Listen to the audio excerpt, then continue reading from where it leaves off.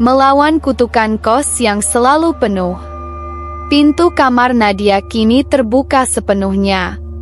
Para penghuni kos berdiri berjejer di lorong, menatap mereka dengan senyuman kosong yang terasa salah. Mata mereka gelap, seperti tidak memiliki jiwa. Nadia menahan napas, sementara Rina dan Kirana berdiri di sampingnya, keduanya dalam wujud tak kasat mata. "Apa yang mereka inginkan?" bisik Nadia. Kirana menatap para penghuni itu dengan ekspresi ngeri. Mereka adalah bagian dari kutukan ini. Dulu, mereka juga manusia, sampai akhirnya menjadi bagian dari kos ini selamanya. Salah satu dari mereka melangkah maju. Seorang gadis berkepang dua dengan baju tidur merah muda yang lusuh. Suaranya datar saat ia berkata, "Kamu seharusnya tidak mencari tahu." Nadia mundur selangkah. "Aku tidak akan tinggal di sini," serunya tegas.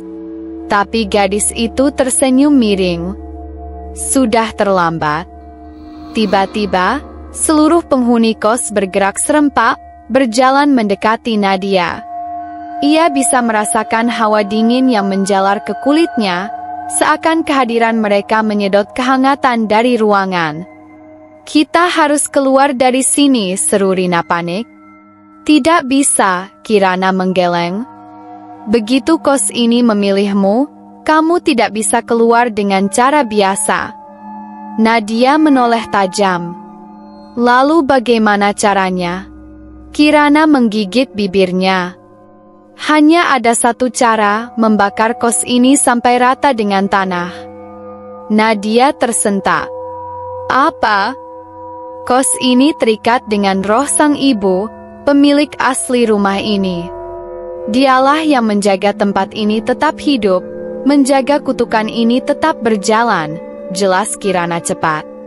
"Selama rumah ini masih berdiri, kita semua akan tetap terjebak di dalamnya." Sementara itu, para penghuni mulai melangkah lebih cepat. Beberapa dari mereka mengulurkan tangan, seakan ingin meraih Nadia. "Kita tidak punya waktu," seru Rina.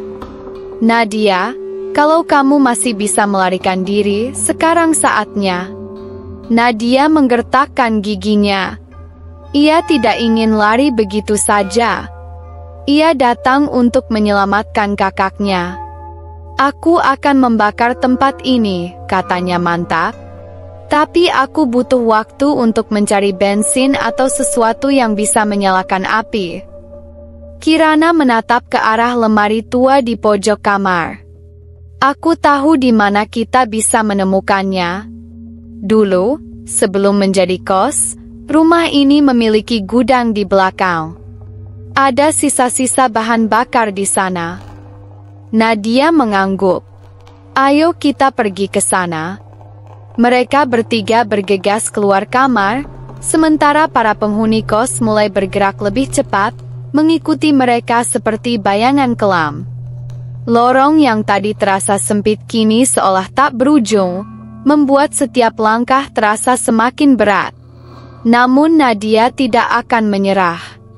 Ia tidak akan menjadi bagian dari mereka. Ia akan menghancurkan tempat ini, sekali dan untuk selamanya. Api di tengah malam. Nadia berlari secepat mungkin, napasnya memburu.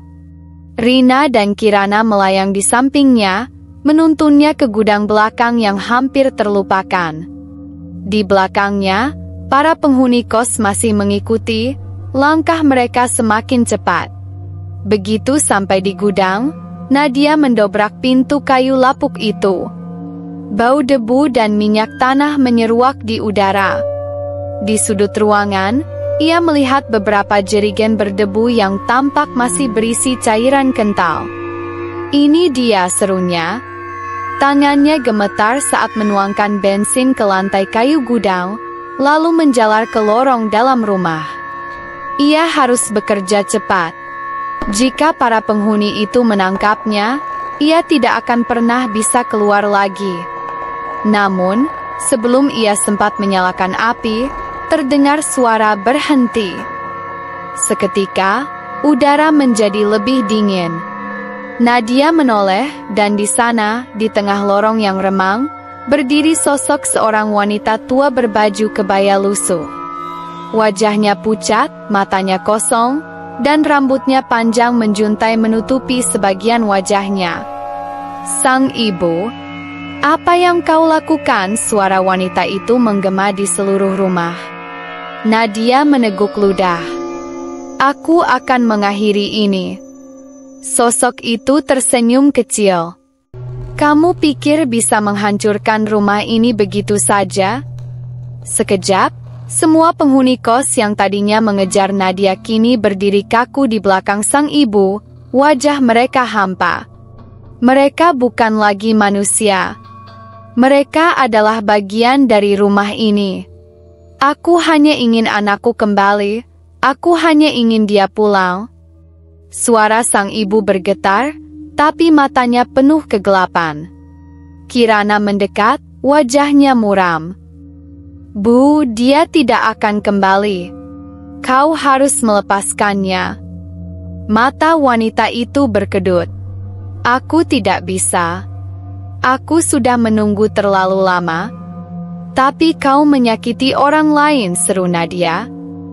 "Berapa banyak yang harus menghilang hanya karena kau tidak bisa melepaskan masa lalu?" Angin dingin berhembus, membuat api di korek yang Nadia genggam hampir padam. Wanita itu bergerak mendekat, suaranya berubah tajam. "Jangan kau berani-berani membakar rumah ini." Namun Nadia tidak mundur. Dengan satu gerakan cepat, ia menyalakan korek api dan menjatuhkannya ke lantai. Seketika, api menyala, merambat ke bensin yang sudah menyebar. "Tidak!" Sang ibu berteriak, dan dalam sekejap, seluruh rumah bergetar. Dinding-dindingnya merintih seperti jeritan makhluk hidup. Para penghuni kos mulai berteriak, satu persatu tubuh mereka menghilang ke dalam kegelapan. Rina menatap tangannya yang mulai memudar. Ini berhasil." Kirana tersenyum lemah ke arah Nadia. "Terima kasih." Satu persatu, arwah yang terperangkap mulai menghilang, termasuk Rina dan Kirana. Sang ibu masih berteriak marah, tapi tubuhnya perlahan terbakar bersama rumahnya. Matanya menatap Nadia penuh dendam sebelum akhirnya lenyap dalam kobaran api. Nadia berlari keluar tepat sebelum api melahap semuanya. Dalam hitungan menit, rumah kos yang selalu penuh itu hancur menjadi abu.